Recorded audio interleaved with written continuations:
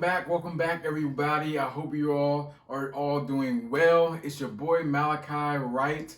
I am, for those who do not know, an incoming D1 at the University of Maryland School of Dentistry. And in this video, I'm going to be talking to all of my pre-dents out there who are preparing for the interview season for this cycle or future cycles to come. During this part of the application cycle, you are going to be receiving interviews from multiple schools or one school, however many schools you apply to and are hoping to get interviews from. And during these interviews, they could either be virtual or in person. And I'm going to walk you through the major steps that helped me throughout my interviews at some of the top schools in the country. So let's get into it, folks. So while I was interviewing at different institutions, their style and the format of the interviews were somewhat different and somewhat the same. I know for when I interviewed at Columbia University and University of Pennsylvania, those interviews were open file, and then another portion of that interview was also closed file.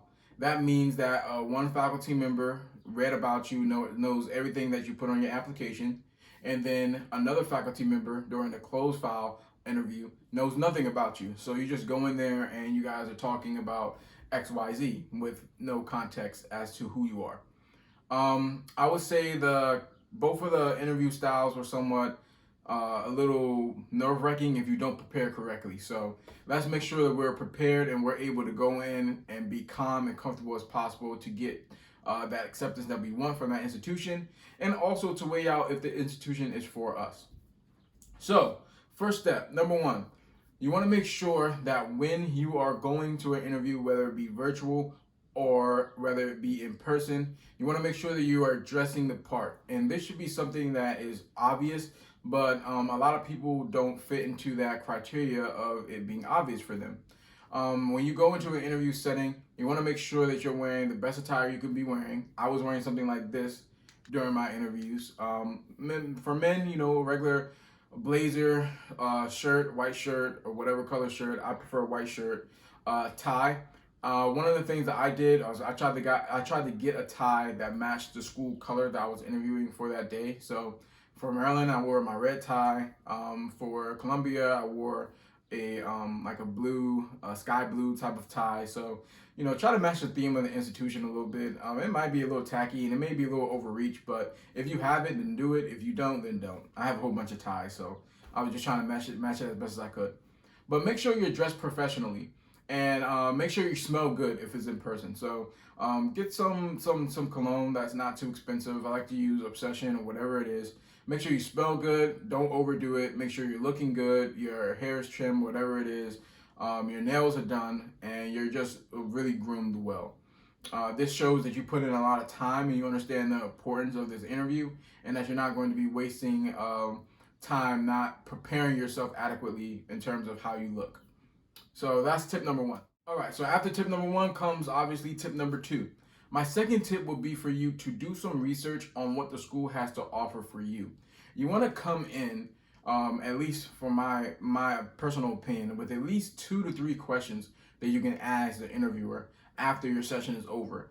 But that's relevant to what the school's mission is, what research they're doing, what community service they're involved with. That was a big aspect for me, the community service aspect. And ask the students, if there are students sitting on the panel or whatever type of interview style you have, what they prefer, what they like about the institution, and how they're planning to grow in the upcoming years. And this is also a good question you can ask the faculty members or staff. It's a question that's going to allow them to see that you're interested in what's going to be going on in the future at that school, and exactly where you can fit in to kind of help the mission of the overall body of the institution. So yeah, for that second step, make sure that you do some research on the school. It doesn't have to be anything lengthy. Once you do your research, compose at least 3 questions that you have for the interviewer to ask them at the interview to make sure that they know that you've thoroughly done your research for the school. So I recommend maybe like 30 minutes per school to do some research. Just find a couple of things that you're interested in that the school is doing to highlight during your interview. Tip number 3 for your interview process. You want to make sure that you're striving to be memorable. And when I say be memorable, I don't mean you have to go in and you have to be an individual who has like a clown hat on your head or whatever, like something that stands out. When I say be memorable, I mean fixture your statements that you are going to be providing responses to the questions that these professors and other individuals will be asking you, to where you're telling a story where the individual who is listening to that story can follow along with that story and try to correlate it or relate it to their lives as best as you can. You know, one of the things that a lot of people love to do is talk about themselves. And while you get a person to get in an area to where they're able to talk about themselves, they'll remember that conversation more so than if you're just talking about yourself. So for that third tip, being memorable, one of the prime examples I like to provide people with is during my interview at Columbia University, where it was about 15 individuals in the waiting room. This was on Zoom, by the way, and there were about 15 individuals in the waiting room, so we could all like see each other. And there was a faculty member in the waiting room with us as well. And then the dean of the college came in, and everyone was like, I'm not gonna say starstruck, but everyone was super nervous. So when he was talking about his vacation home in Florida and how the hurricanes that came through Florida hit during that time period, this was like September or something, and he was discussing how he was going down there later on that day, to assess the damage on his property. And, you know, everyone was basically just sitting there with blank faces because they were like super nervous. But he's a really outgoing guy. So he started talking about how he, you know, made a joke about how he finally has an indoor pool now that he wanted and stuff like that. So, you know, I laughed at him having that indoor pool. And then he asked a question about where everybody was from. So, you know, during this period, a lot of people hesitated to unmute themselves because they didn't really want to speak that much. So I unmuted myself, you know, putting myself in that uncomfortable position, trying to break the ice a little bit. And I introduced myself, told them where I was from, what I was doing during that time, which was teaching 7th and 8th grade science. So I told him about how it was kind of like a little break from my students, but, you know, I was still checking up on them throughout the day to see what they were doing online.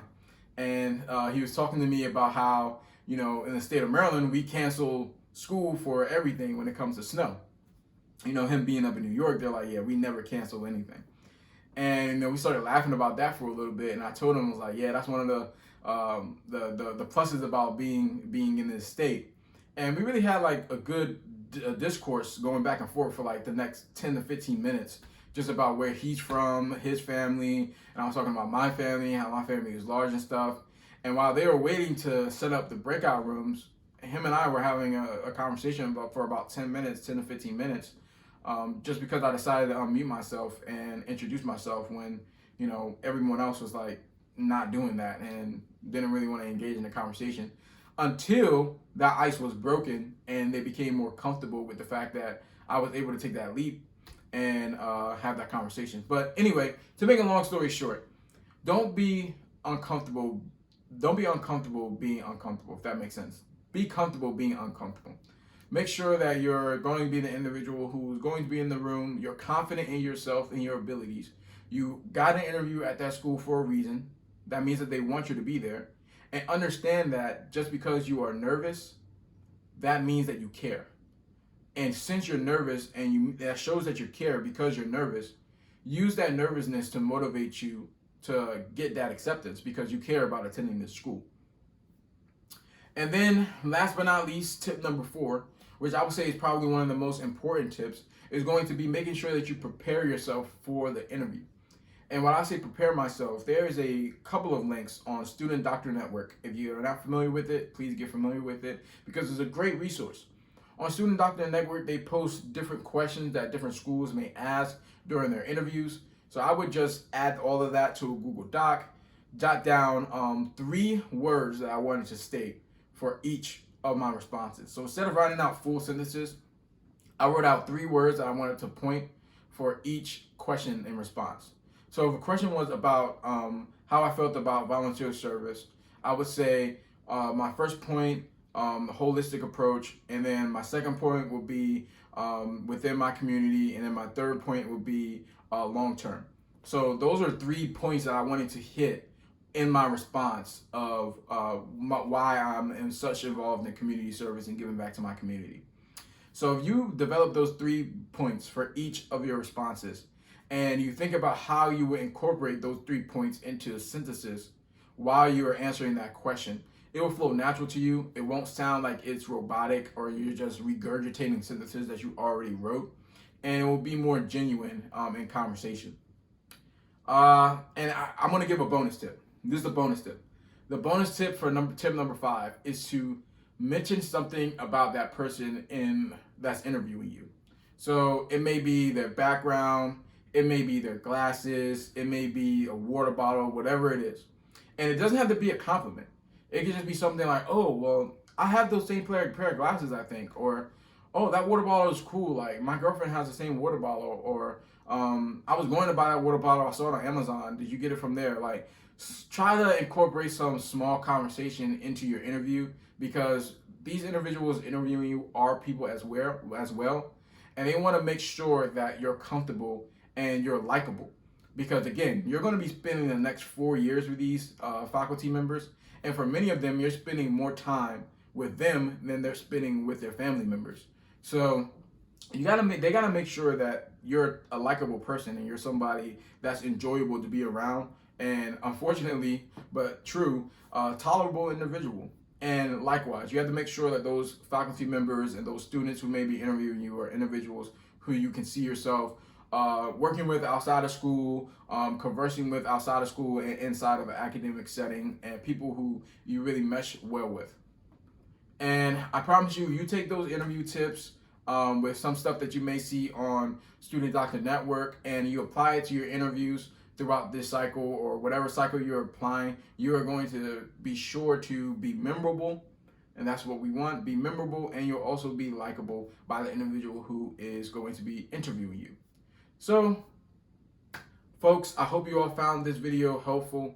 I hope you all are going to be able to like this video, subscribe to my channel, and look out for videos that come once a week on my channel. I'll have some videos that are going to be dropping within the next couple of weeks. As I prepare to start dental school, I'm going to have a question and answer video with my girlfriend who's in her close to 2nd month in PT school. And then my brother and I are going to be doing some goofy stuff with him being in the law school, me being in the dental school, on both of our YouTube channels. So please be sure to check his YouTube channel out.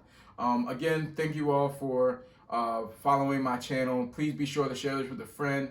My goal is to make sure that individuals get this content so they can help be better prepared to apply to dental school, so that they have the information to know the process, and so that we can diversify a field that needs to be diversified. So thank you all so much for your time. Like this video, share this video, and I'll see you all in the next one.